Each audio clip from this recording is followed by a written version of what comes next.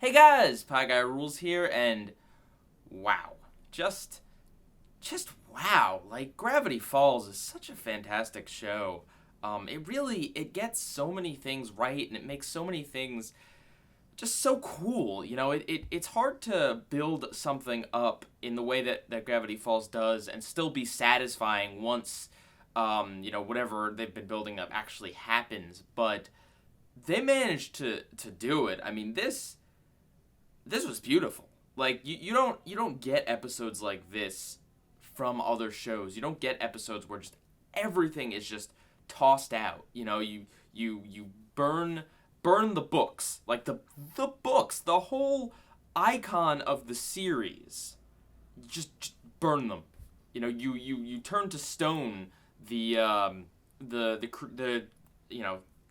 Ford. You make Stan go missing. You make Seuss go missing for a majority of it. You turn Wendy into just this really amazing apocalypse survivor. You put Gideon in charge of this biker gang Mad Max style. You make everything just be flipped right on its head. Mabel's not even in the episode outside of the very beginning.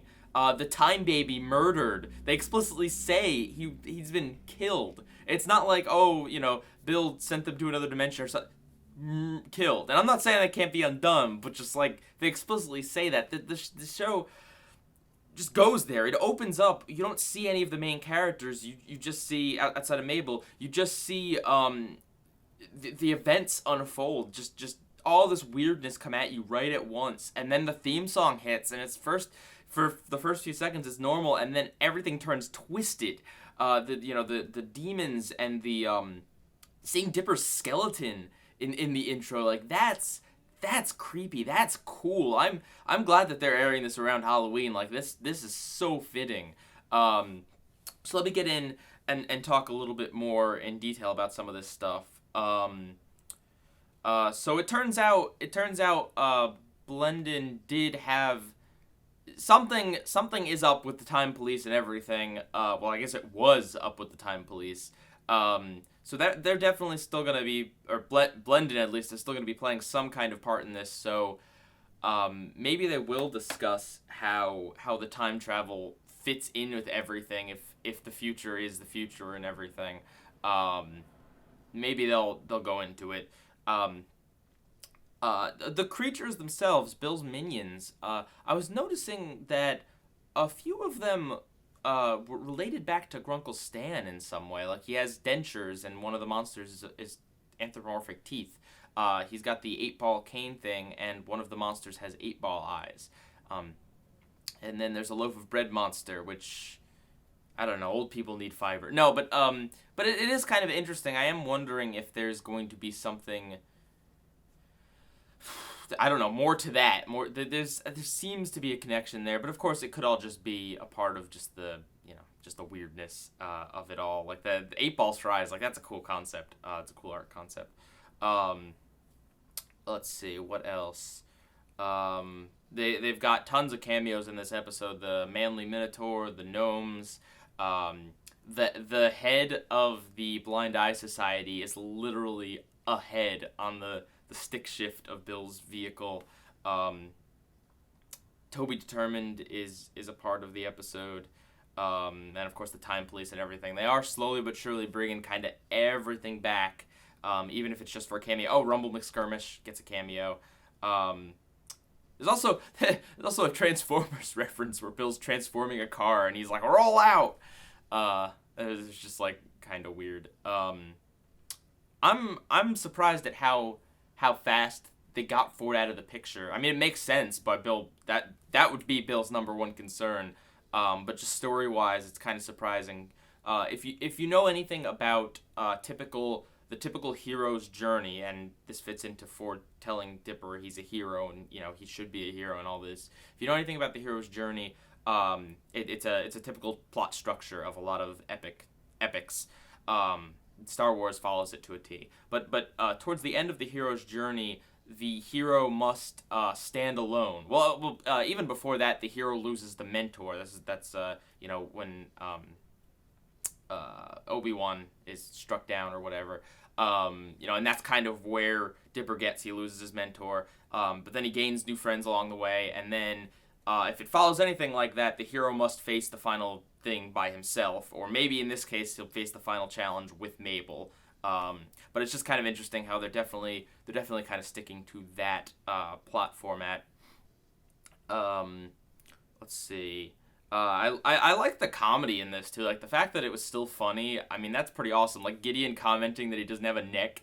The head guy, where he's got like the Jersey accent. And he's like, hey, someone get in my mouth. Oh, boop, boop, boop, get in my mouth. So random and weird, and that's part of how great the concept is, and that it's weird, and it can be funny weird, and it can be scary weird at the same time, because it's like, it's funny weird because on the surface you got like a giant head with an arm on top, but it's scary weird because if you were to place yourself inside the show, if this were really happening, that would be terrifying. All of these just weird twisted versions of everything around the town. Let's see. Oh yeah, the line about Wendy saying that death metal covers, got the apocalypse right, because they've always got weird apocalypse art that's all just like weird twisted stuff. Let's see what else. Oh, Seuss is they're kind of they're starting to drop like all pretense, and Seuss is just becoming Jesus.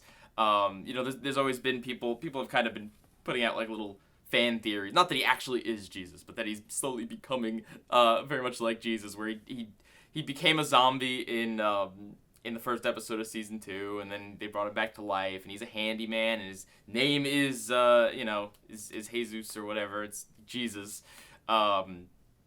So it's just kind of funny that now he roams the land in a cloak, and he helps people along the way. Like they're just not even being subtle about it, and it's great. That's pretty amazing.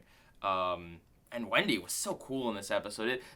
It kind of makes up for the fact that she got so neglected throughout most of the show in general. But like when she does have a major role, like The Last Mabelcorn or Into the Bunker, which is one of my favorite episodes, or this episode, she gets to do just some really, really kick butt awesome things. What else? In terms of Gideon, I don't know. I didn't really expect them to go with the almost cliched, look in your heart. What would Mabel really want? You don't really believe, because that is a little bit cliche, and because up to this point he's done all these horrible things in the name of Mabel, and now for him to just kind of suddenly turn around because Dipper was like, hey man, that's kind of messed up. That was a little weird, but they kind of tied it together with him being in prison and his prisoner gang buddies. They made it a cliche still work. I don't think it's a bad plot point. I just think it was kind of a cliche thing. But they made it work. And I mean, like, there's so much creativity in the episode in general, like the weirdness bubbles where they go through it, and they're in different animation styles, and they're live action, and they're in silent movie. It's just so creative. And such a great place to leave the episode off, where they're just about to enter Mabel's bubble, and they don't know what's going to go on in there. And I think, and this is just me theorizing, it's probably just going to be a happy time. It's probably just going to be the Mystery Shack on a happy sunny day, because that was Bill's deal with Mabel as Blendon. That was his deal, where he said she could have an infinite summer in a time bubble, and he puts her in a bubble, so it really does make sense that would be the deal. Bill always operates in deals, and he never breaks his deals. So, some people were saying it didn't count because they didn't shake on it or something, but that makes the most sense to me, considering he was willing to just do away with Dipper, do away with Ford, do away with everyone just so quickly, and yet for some reason he puts Mabel in a bubble. That makes the most sense to me, unless there's something else where Mabel is like the key, where whoever helps him get into the apocalypse needs to stick around for some reason. But I don't know. And I mean, I think it'd be just a great juxtaposition with this part if they enter the bubble and everything's just perfectly normal and happy, and maybe it's a case of Mabel is having just a nice sunny day with everyone, and then these alternate versions, these alternate apocalypse versions of the main characters come in and tell Mabel everything she knows is wrong, and everything's gone crazy and stuff. I think that would make for a pretty interesting beginning, because you'd have to question, is this real? Is it not? Would she just want to stay in this happy fantasy, or what exactly is going on? But who knows? It could just be a total nightmare wasteland in there. Although I couldn't imagine it'd be any worse than what Gravity Falls is to begin with. Yeah, I mean, we really don't get many answers in this. Not that there's that many lingering questions, but rumor has it that we have about 3 episodes left, based upon, at the end of every episode, they show a card that has an image of something on it, and apparently those cards all form, they're like a puzzle, and they form a big picture, and on that picture, we are now, with this episode, after this one, we are only missing 3 pieces, so speculation is that there's going to be 3 more episodes, which I'm sitting here wondering, like, how are they going to wrap everything up? Like, I can see them wrapping the Bill thing up in 1 or 2 more parts, but, like, how do they wrap up all the lingering things? Like, how about Stan and Ford? Stan and Ford have not interacted in a meaningful way since A Tale of Two Stans. Like, every episode since then, it's been, like, one and then the other, and one and then the other, and they kind of interacted. No, they didn't even really. They interacted a little bit in the Dungeons and More Dungeons episode, but even that was pretty superficial. They need to have some kind of conversation. Obviously, probably after the apocalypse is over, but I could also see it heating up. Like, if Dipper rescues everyone and they all form like one last resistance force, I could see a lot of that stuff kind of being resolved then. Like, how cool would it be for Stan and Ford to kind of be reunited during this tough time, and they both come together to save the day. Like, they both they need to, like, 2 soldiers to go out on the front lines, like, be a distraction or something, and so they both do it together, and they're like in a war zone, like, you're my brother, blah blah blah. That would be cool. But yeah, that needs to happen. I'm not saying they even need to make up. I don't think they necessarily need to make up. That it could just be another argument or something, but there needs to be another conversation between those 2. We obviously need to get some resolution between Dipper and Mabel.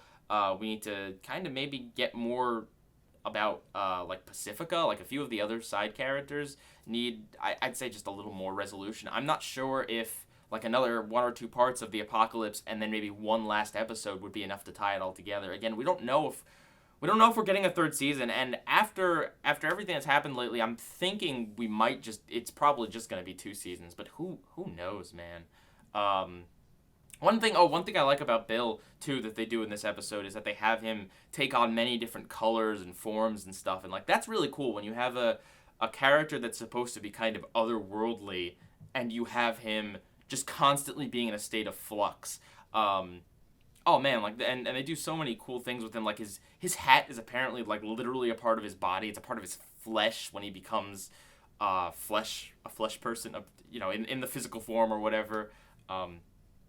Yeah, so really, really cool episode. I'm very excited to see where things go. And if you're one of those people that says, like, oh yeah, Gravity Falls is cool, Steven Universe is way better, I gotta tell you, episodes like this don't happen very often on Steven Universe. And I know it doesn't happen that often on Gravity Falls. Obviously, every episode can't be this catastrophic, but I'm just saying, Gravity Falls is fantastic in its own right. I don't know whether it's better or worse than Steven Universe. I go back and forth on the 2, but I definitely don't think it's a one-sided argument over which one's better. I think there's very valid points for both of them, and I think that an episode like this isn't something you're going to get from very many shows, especially considering this isn't the first time something like this has happened on the show. We've had a few other episodes where everything changes. Everything is just thrown to the wind, and everything is wrong.